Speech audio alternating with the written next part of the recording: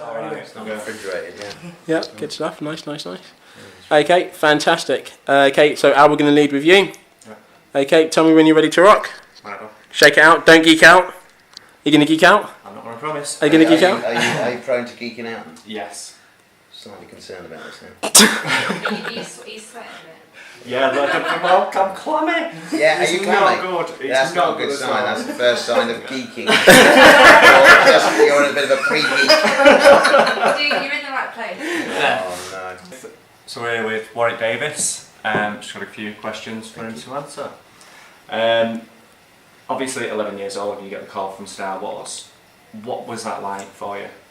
I think it was amazing. I mean, I was 11 years old, as you say, and a fan of Star Wars, so to be asked to appear in one of those movies was hugely exciting. But the most exciting thing for me was meeting my heroes in the shape of Harrison Ford, Mark Hamill and Carrie Fisher. Yeah. But to me, they weren't the actors, they were the characters.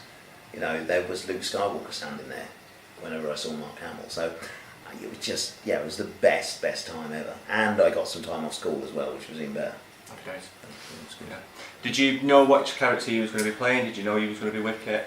Well, no, I didn't. I mean, originally I was playing an Ewok, you know, just one of many background sort of Ewoks. And it was only due to the fact that poor old Kenny Baker got ill with food poisoning that I was sort of upgraded and became much more of a central character amongst the Ewoks. Because the morning they were going to film the scene where Carrie Fisher crashes her speeder bike, poor old Kenny was ill, so they called me in to replace him. So that was it. From that point on, I became the character of Wicket the Ewok. Fantastic. But you knew that, didn't you? I did know that. Being a geek. Yeah.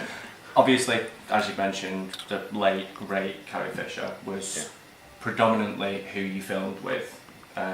Yes. What are your favourite memories on screen or off screen of Carrie? Just, I mean, the way she looked after me when I was 11, she was so worried about me being inside this hot Ewok costume that she would always be standing by with chocolate milk and cookies for when they took the head off. And I started to kind of think, I'm not that hot really, but if she wants to bring milk and cookies, that's fine. And I started to kind of be a bit hotter when she took the head off each time. Oh yeah, okay.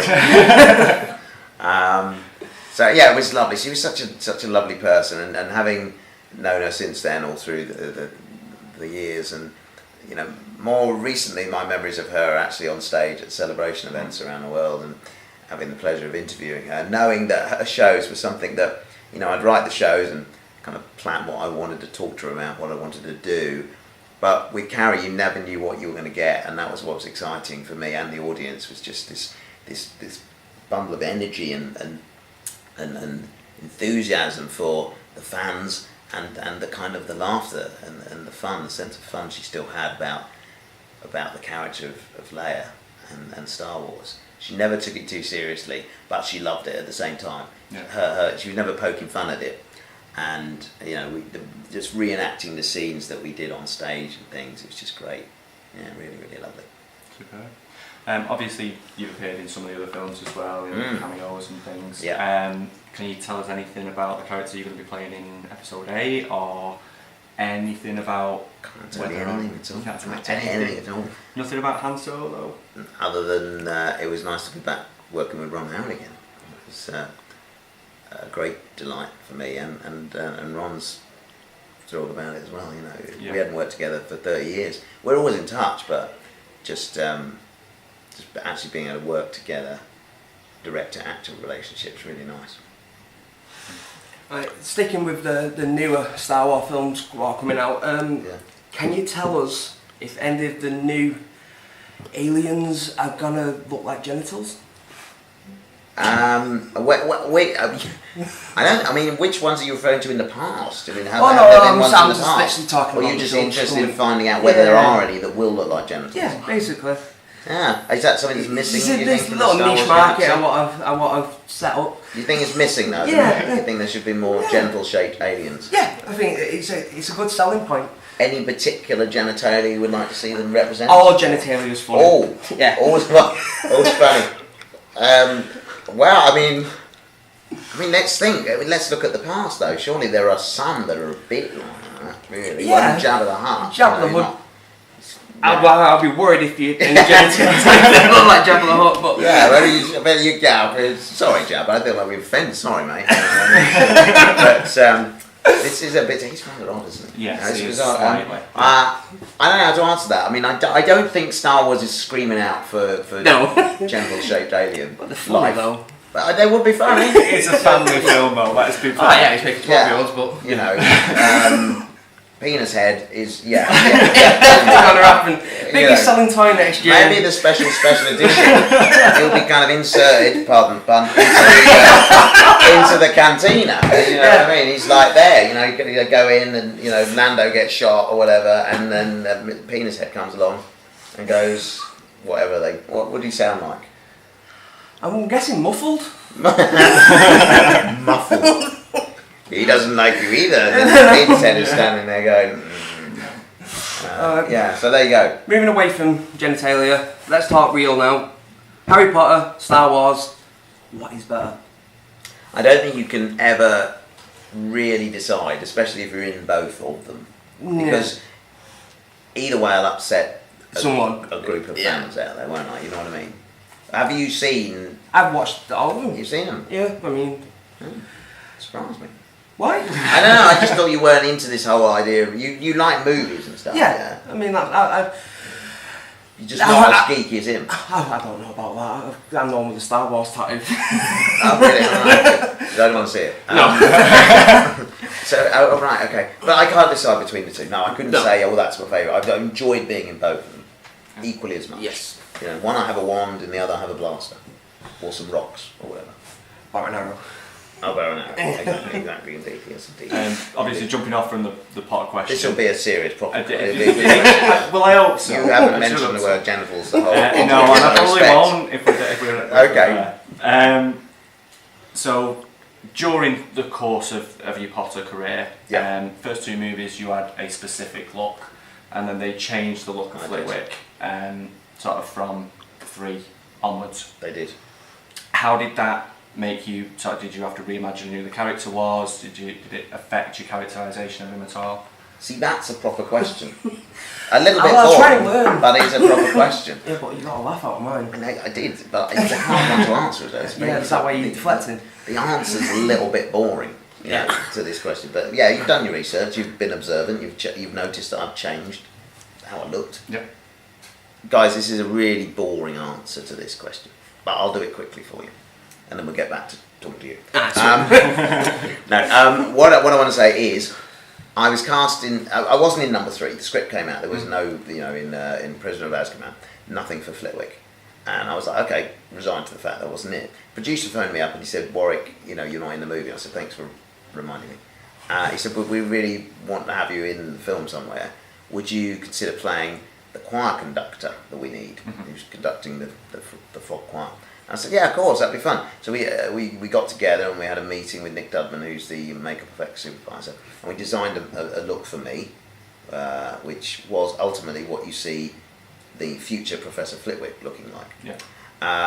And I performed that character in that film. And then when we came to do film 4, Flitwick was back in the script, and Mike Newell, the director, well, they put me in the Flitwick or the choir conductor makeup, and I went on to set and started conducting the choir for the part of the Tri-Wizard tournament section. And I said, oh Mike, who is this guy? Because Flitwick's in the script, but I'm the choir conductor. He said, oh, well, that's Flitwick.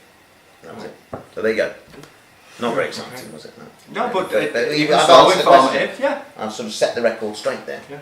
Very good. No problem. All right, guys, can we wrap it up? Last questions, please, if that's okay. Ready? So, A mic question, please. Let's end on a high. Yeah, go on then. oh, can we not do the Rebels question? Just the one Rebels question. We've got to be really quick, though, guys. Okay. All right. You want to do some, I don't know. So obviously we're coming up to Rebel Season 4. We are. You've got a role, Rook. Am I saying it right? That is right, that's Rook. Yeah. And it's Grand Admiral Thrawn's assassin bodyguard. Can you tell us anything Indeed. about that role? Oh, just that it's cool. I mean, I've been promised a part in that for ages. Yeah. Filoni has been saying, yeah, we'll get you in Clone Wars. I've seen you kind of Then trick that him never into happened, it did at And Celebration. then I tricked him into it because I kept dropping hints. All the years I've dropped hints, and finally he came good on his promise. So we couldn't refuse, really. how I set it up. But yeah, it's good going in there and doing the voice and stuff for that character. And nice to be part of another branch of the Star Wars universe now. I keep forgetting I've done that actually. I'm sort of more focused on the films at the minute. Yeah. I go, oh yeah, I've got that done. Very so cool. So excited for the new Really season to come out, exciting. so. Really exciting. Okay. Thank you for that. Very, very good question once again. Thank you for sensible. Let's wrap it up now, lads. Thank yous. Alright. Right. Okay. No, I mean like thank yous. Oh, Thank right. you. He wants to have another question. I know. It's okay. I'm sure there is. So like you guys, I'm keen to see what was going to happen. It's okay. Do you have a lot? Can we have 30 seconds? Let's One see more. what it is. One and more, then okay. As soon as he speaks, it'll be As long as over you don't anyway. use the word penis or just holy. Keep it clean. Okay. Keep it clean. Ish. Okay, you worked on the Leprechaun films. Great. Leprechaun in the Hood, one of my cult classic films. Yes. What was it like working with Ice-T and how high was it? Working with Ice-T was quite an experience. He was a really nice guy. One quick little anecdote. I was in my trailer one day, and he came. He knocked on the door and he came flying. He said, "Man, it's not a very good impression. I see this guy because he speaks in rhyme all the time. I can't do it.